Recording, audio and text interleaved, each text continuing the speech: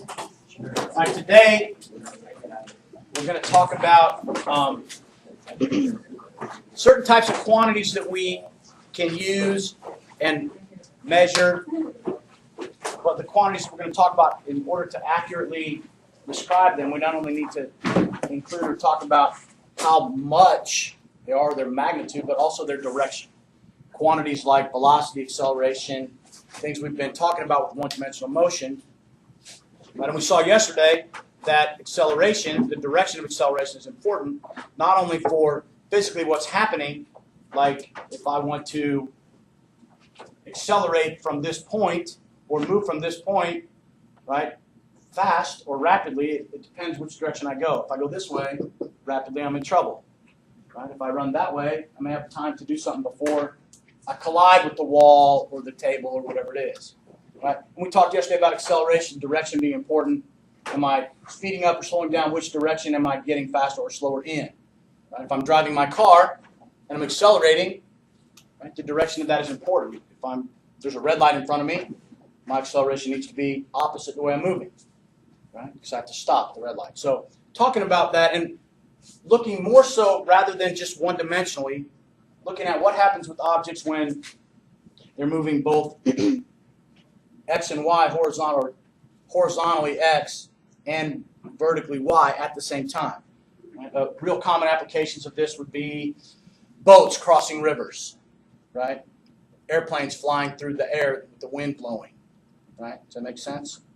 So looking at those and mathematically treating vectors, right, is one of those things we're going to talk about for today and the next couple days, so that then we can look at eventually moving to what happens when objects move in two dimensions at one time, or two-dimensional motion. So initially, we look at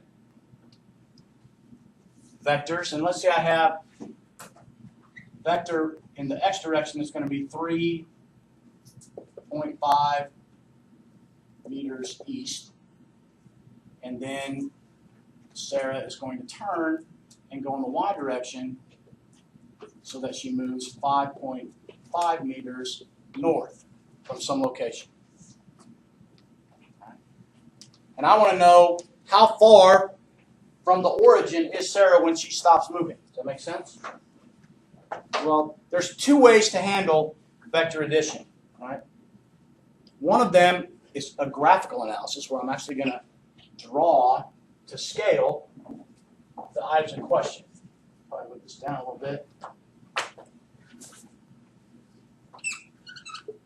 And I'll start at an origin. We'll assume north is up, so we're going to go from 0 to 3.5. Do I actually have to draw at 3.5 meters? If I don't actually draw at 3.5 meters, what have I done? I've changed the scale, right? So in this case, every tenth of a meter will be equal to 1 meter. So this is 35 centimeters long, or 3.5 meters. Then I'm going to turn and go north 5.5 from that point.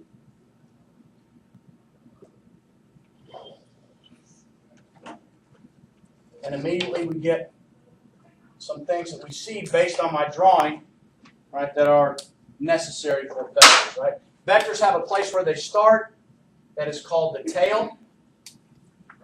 Right? They end at a place we place an arrow to give the direction, and that is called the head of the vector. And then when we add them together, we use what's called the head-to-tail method of vector addition. Right? So when we stop, we just draw the next vector from that stopping point. And if I had more involved, like now she turns and goes west 2 meters, and then she comes south another meter, I would move those and draw those vectors. And the resultant, or the resulting motion that we call the resultant, would be the difference between where I start and where I stop. So I'm just going to draw that from where I start, actually where Sarah started, to where Sarah stopped. And we call that the R, or the final, right? But R for resultant. The result of those two movements. Is everybody good? And if I've drawn it properly to scale, question? Oh, right. So in that one, there'd be two heads? There are. There's the head for this first vector, which is 3.5 meters east. and then there's a head up there for this one that is 5.5 meters north. Right? So the head of this one, the tail of that one. I guess you could call it the tail to head method of vector addition if you wanted to, but we draw them consecutively because there's another method that involves drawing them both here and then doing something that's sometimes more complicated. If I've drawn it to scale, should this be exactly the correct measurement? Should be. If I've drawn it to scale and it says 6.5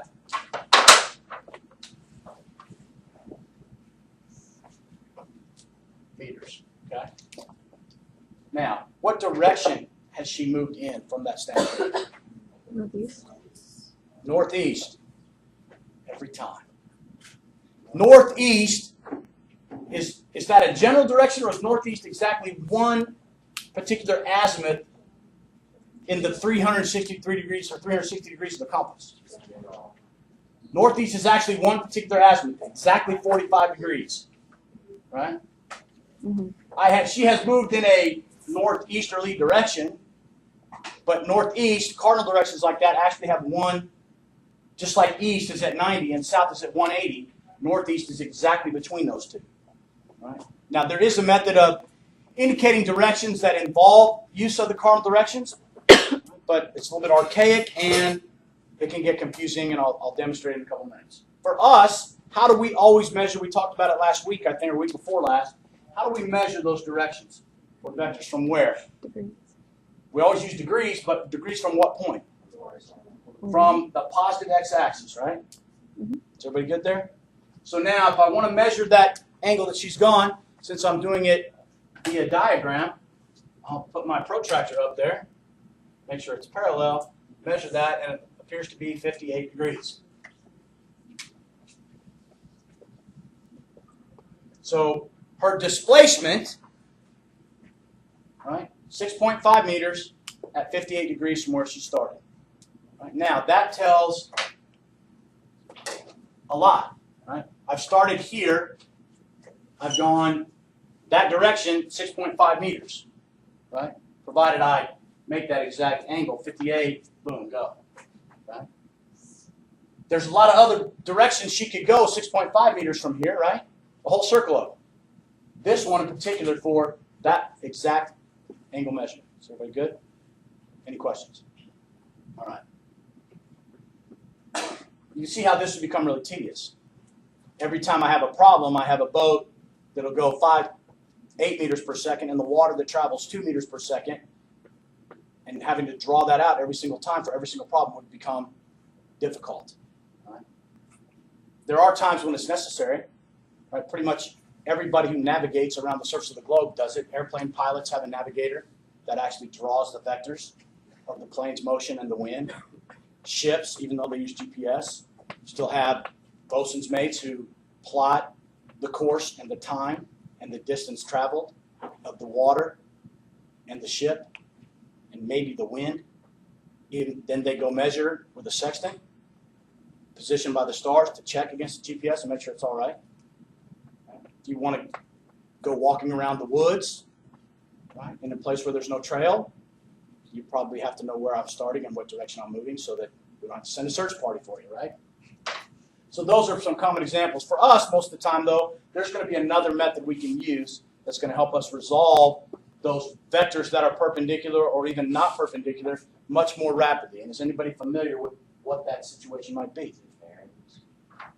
Bearings. Bearings are, these would be bearings. That direction would be a bearing, right? But how can I figure out, for example, if I know I go 3.5 east and 5.5 north, is there some other method that I can use to find that result? I can find the distance from the Pythagorean theorem because it's a right triangle, right? And then I can find this angle by use of those trig functions that we're familiar with, right? Which are sine, cosine, tangent. We should be familiar with those. The sine of some angle theta is the ratio of the opposite over the hypotenuse. The cosine of some angle theta is the ratio of the adjacent side to the hypotenuse. And the tangent of theta is the ratio of the opposite over adjacent, right? So, Katoa, greatest Indian chief ever lived? Right? Now, how can I use that here?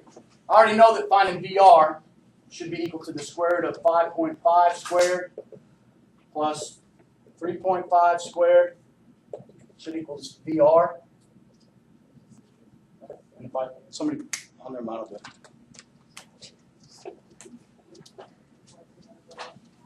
Give me like 6.5, right? Which it was 6.5 that I had when I measured it, scale. And then my angle, right? If I want to know the measure of this angle, I know the opposite, I know the adjacent, but I also now know the hypotenuse. But it's a calculated value. I probably won't use it since I know the other two. And I can say then the tangent of my angle theta should be equal to the opposite 5.5 over my adjacent 3.5.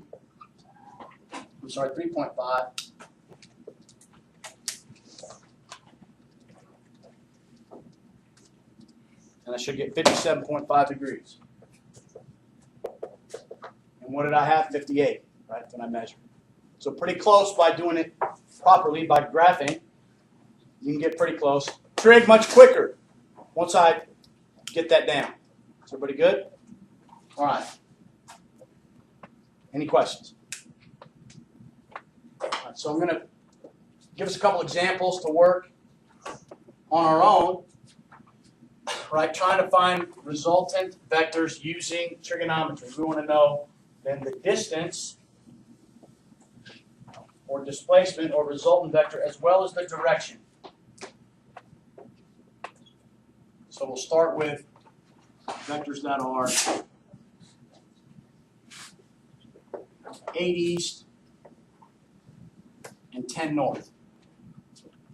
8 east and 10 north. First thing I want to do, usually I want to try and go east or west first, or x first and then y. So it'll make finding your angles much easier, particularly in other quadrants. So I'll label that 8 east, or you could say 8x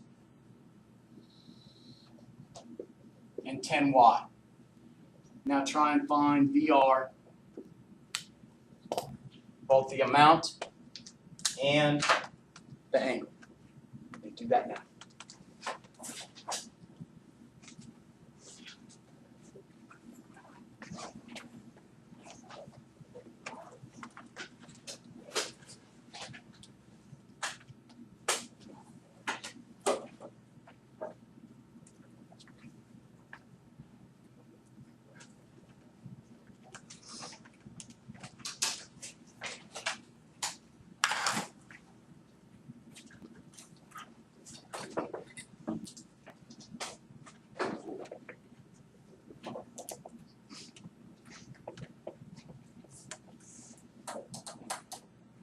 Anybody having a question or problem?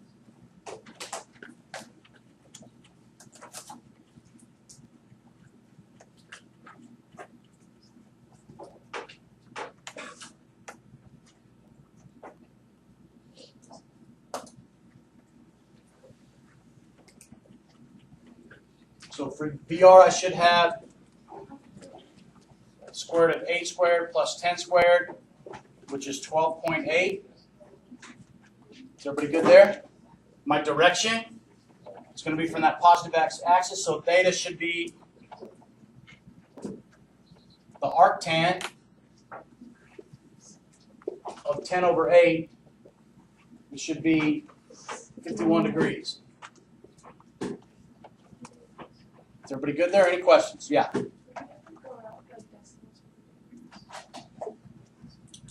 Probably not. I mean, depends. I mean, you probably would be a time when you would have to, but for us, I mean, 51, 51.2, really what's the difference there? You're certainly not going to make a difference on the ground walking between 51 and 51.2. Okay? So, I mean, over some great distance, that 0.2 degrees, like over several thousand meters, it might make a difference if you were walking, but for us, it's what it is, right? Does that make sense?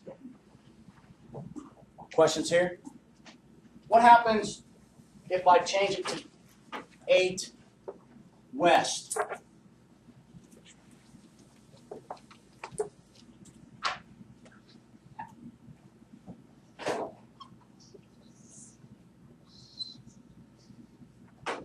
Does it do anything different to the size of that VR?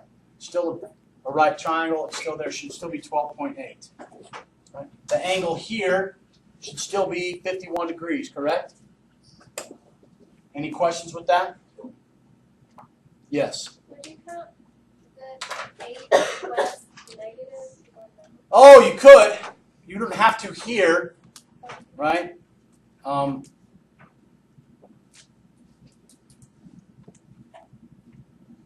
You could from the standpoint that if you went negative, possibly when you start taking sines and cosines, you would get, particularly down here in like quadrant 3, you could get values.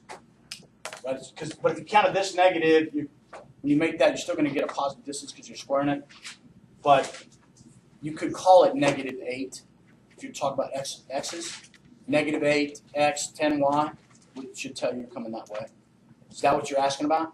Okay. So 51 degrees is still my interior angle here. What's the direction of measure I need to express that motion at, though? From where? My positive x-axis to wherever VR is, correct? So how can I describe that angle? 180 minus 51. 180 minus 51. Is everybody good with that? Any questions there? Now, as an aside, but if I went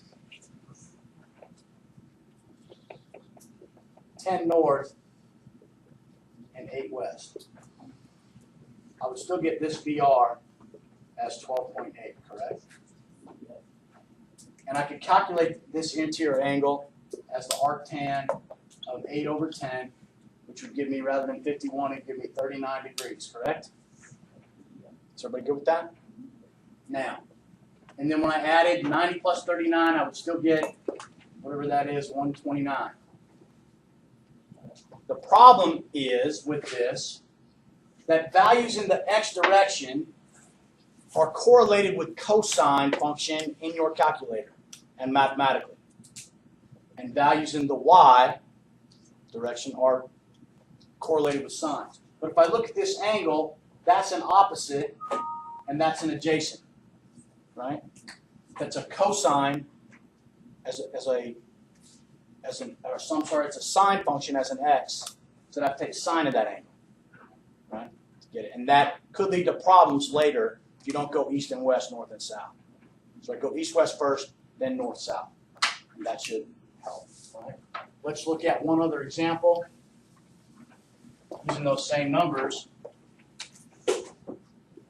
Let's go 8 west and 10 south.